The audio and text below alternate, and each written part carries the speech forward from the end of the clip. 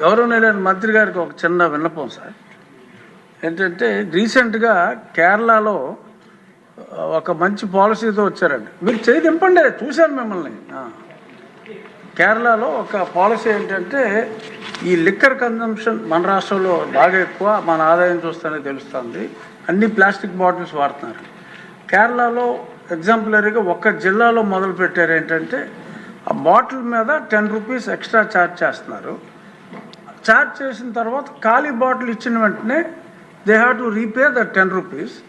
దాన్ని రీసైకిల్కి వాడటానికి TT loans అనేది ఈ బ్రాండీ బాటిల్స్ కూడా అప్లై చేయమని. బ్రాండీ బాటిల్స్కి ప్లాస్టిక్ కన్జంప్షన్ ఎక్కువగా ఉంది, ఎక్కడ పడితే అక్కడ పడేస్తున్నారు. కాబట్టి హ్యూజ్ కన్జంప్షన్ ఒక దగ్గర కలెక్ట్ అవుతుంది. అది ఈ కొంచెం ఎక్సైజ్ డిపార్ట్మెంట్ వాళ్ళతోటి కోఆర్డినేట్ చేసుకుంటే major percentage of plastic waste ఒకటి చేయొచ్చండి. కేరళలో ఇంప్లిమెంట్ అయింది. ఇంకొకటి ఏంటంటే ఈ సింగిల్ యూజ్ ప్లాస్టిక్స్ ఈ నిషేధానికి మీరు మీలాంటి హీరోస్ తోటి అడ్వర్టైజ్మెంట్ చేయాలి అంటే కొన్ని కోట్లు అవుతుంది. మీరు సంబంధిత శాఖ మంత్రిగా ప్లాస్టిక్ని నిషేధించండి అని మీరు జన సైనికులకి చెప్పారంటే ఎవడన్నా ప్లాస్టిక్ వేస్తే పడేసుకుంటారు వాళ్ళు. ఆ మధ్యన గోతులు ఎలా కప్పెట్టారో కొన్ని సంవత్సరాల క్రితం రోడ్లు మీరు బాగు చేయమని పిలిపించినప్పుడు ప్లాస్టిక్ని ఆపండి అని మీరు ఒక్క పిలుపు ఎలా ఇస్తే ఎలా అంతే, ఇంకా అది ఆగిపోతుంది.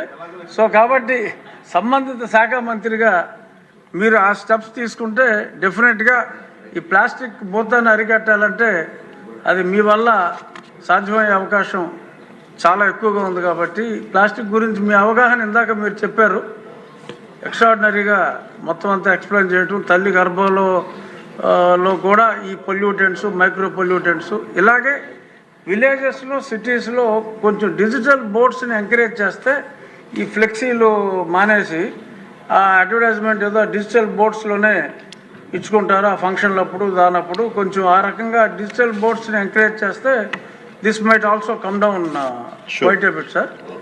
ఇది నా రిక్వెస్ట్ తమరికి. అలాగే ఒక్క నిమిషం, ఆయన బోండా ఉమా గారు చేతులు దింపట్ల. ధన్యవాదాలు అధ్యక్ష. గల్లా మాధవి గారు శాసనసభ్యురాలు వేసినటువంటి ప్రశ్నకి గౌరవ ఉప ముఖ్యమంత్రి గారు చాలా బాగా చెప్పారు అధ్యక్ష. ఆయన ప్లాస్టిక్ని నిరోధించడంలో ఆయన ఆలోచనలు కానీ ప్రభుత్వ ఆలోచనలు కానీ చక్కగా ఉన్నాయి అధ్యక్ష. దానికేమీ ఎక్కడా మాకు ఎటువంటి డౌట్ లేదు అధ్యక్ష. కానీ ఇక్కడ పొల్యూషన్ కంట్రోల్ బోర్డు అధ్యక్ష చాలా నిర్లక్ష్యంగా పొల్యూషన్ కంట్రోల్ బోర్డు అసలు ఉందా లేదా, అసలు ఆ బోర్డు కానీ దాంట్లో ఉన్న టాస్క్ ఫోర్స్ కానీ దాంట్లో ఉన్న మెంబర్ సెక్రటరీ కానీ ఎక్కడా కూడా పని చేస్తున్నట్టు ఎక్కడా కనపడతలేదు అధ్యక్ష. ఏదన్నా పని మీద వెళ్తే డిప్యూటీ సీఎం గారి పేరు చెప్తున్నారు అధ్యక్ష. ఆయన చేయొద్దన్నారు, ఆయన ఆఫీస్ నుంచి చెప్పాలి, ఆయన మాట్లాడాలి, ఆయన వెళ్తే కలవట్లేదు అని డైరెక్ట్గా చైర్మన్ గారు చెప్తారు అధ్యక్ష.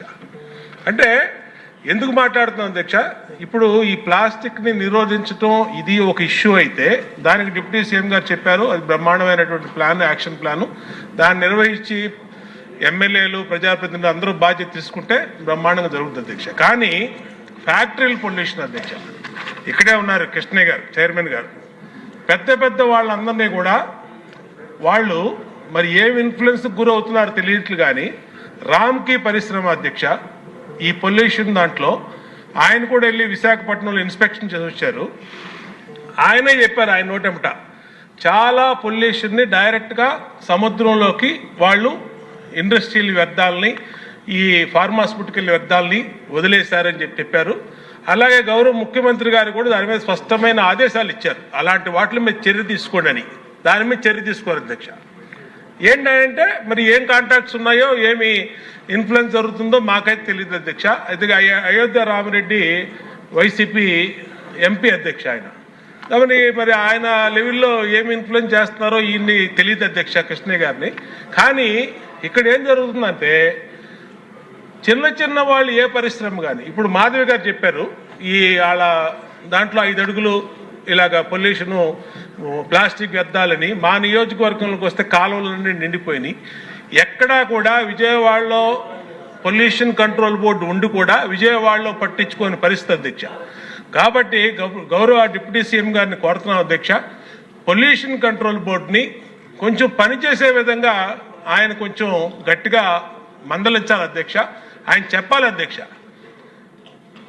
ఏదన్నా రిప్రజెంటేషన్ ఆయన దగ్గరికి గౌరవ చైర్మన్ పొల్యూషన్ కంట్రోల్ బోర్డు తీసుకెళ్తే, నేను ఇలాంటి ఎమ్మెల్యేలు చాలామంది చెప్పారు, నా 40 సంవత్సరాల నుంచి చాలామంది చెప్పారని చెప్పి మాట్లాడుతున్నారు అధ్యక్ష. అది కరెక్ట్ కాదు అధ్యక్ష. ఎమ్మెల్యేలు గెలిస్తేనే చైర్మన్ కూర్చున్నాడు అధ్యక్ష అక్కడ. ఆయన గెలిస్తే ప్రభుత్వం రాలేదు అధ్యక్ష. ఎమ్మెల్యేలు అందరూ ఉంటేనే ఆయన చైర్మన్ సీట్లో కూర్చున్నాడు. కాబట్టి దయచేసి ఆయనకు కూడా విజ్ఞప్తి చేసేది ఏంటంటే, పెద్ద పెద్ద చేపల్ని పట్టుకోండి, మీరు యాక్షన్ తీసుకోండి. అయోధ్య రామరెడ్డి రామ్కి వాళ్ళని ఎందుకు వదిలేశారు? మీరు ఎందుకు వదిలేశారు చెప్పండి? ఈ సభలో ఇక్కడే ఉన్నాడు ఆయన. అది చెప్పకుండా చిన్న చిన్న వాటికి 100 కారణాలు చెప్పి ఎక్కడో ఎన్జిటి వాళ్ళు ఒప్పుకోలేదని, లేదా డిప్యూటీ సీఎం గారు ఒప్పుకోలేదని వాళ్ళ పేర్లు ఉపయోగిస్తారండి. ఈ సబ్జెక్ట్ ప్లాస్టిక్ అయినా సభలో లేని వాళ్ళ పేర్ల గురించి మాట్లాడటం కూడా కరెక్ట్. అలాగే సార్, ఈ ప్రశ్నకి దానికి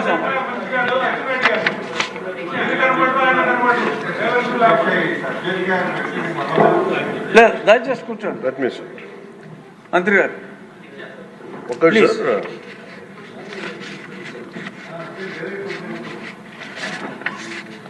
ముందు ఇందాక ఆవిడ చెప్పింది, మన గౌరవ మాధవ్ గారు చెప్పిన, ఫస్ట్ అది మోర్ రెలవెంట్ క్వశ్చన్ కాబట్టి దీనికంటే first let me answer for that sir. ఈ ఉప్పలపాడు బర్డ్ శాంక్చురీ దాదాపు 9 అడుగులు 8 అడుగులు ఉండాల్సింది అది 5 అడుగులకు వచ్చింది అనేది. అలాగే గుంటూరులో ఈ కాలువల్లో పూడికలు కానీ ఇవి ప్రత్యేకించి నేను ఈ ఫస్ట్ గుంటూరుని మోడల్గా తీసుకొని ఈ దసరా తర్వాతే నేను ప్రత్యక్షంగా వెళ్తాను ఇది ఎందుకంటే ఇది ఆల్రెడీ మేము గత కొద్ది రోజులుగా డిస్కస్ చేసి, ఎందుకంటే అపాయింట్మెంట్స్ కొంచెం లేట్ అయినాయి అందరికి. ఎందుకంటే pollution control board is very limited ఉంది, మనకి చాలామంది ఇంకా హైర్ చేయాల్సి ఉంది. గత ప్రభుత్వం కూడా నియమించాల్సిన సభ్యులను నియమించలేదు, కావాల్సిన సిబ్బందిని నియమించలేదు. Pollution control board is real, నేను ప్రాక్టికల్గా గౌరవ శాసనసభ్యులు బొండ ఉమామహేశ్వర గారు చెప్పిన దానికంటే వారికంటే ముందే నేను చాలా లోతుగా దీని మీద అధ్యయనం చేశాను అధ్యక్ష. చేసినప్పుడు ఒక షార్టేజ్ ఏముందంటే ఎంప్లాయీ షార్టేజ్ చాలా ఉంది. ఎంప్లాయ్మెంట్ చాలామంది ఒక ఎంప్లాయ్మెంట్ ఇంత కావాలంటే దాంట్లో దాదాపు ఒక 2/3 లేదు అధ్యక్ష. వాళ్ళు ఉన్న డిమాండ్కి పెరుగుతున్న గ్రోత్కి దాని తగ్గ మానిటరింగ్ చేయడానికి లేరు ఒక మనుషులు. అలాగే దీంట్లో అవకతవకలు ఉన్నాయా అంటే గౌరవ శాసనసభ్యులు చెప్పినట్టుగా ఫస్ట్ పని చేయాల్సిన ఎవరు అధ్యక్ష? అర్బన్ బాడీస్ పనిచేయాలి, మున్సిపాలిటీస్ పనిచేయాలి. Everything you cannot completely directly correlate with pollution control board.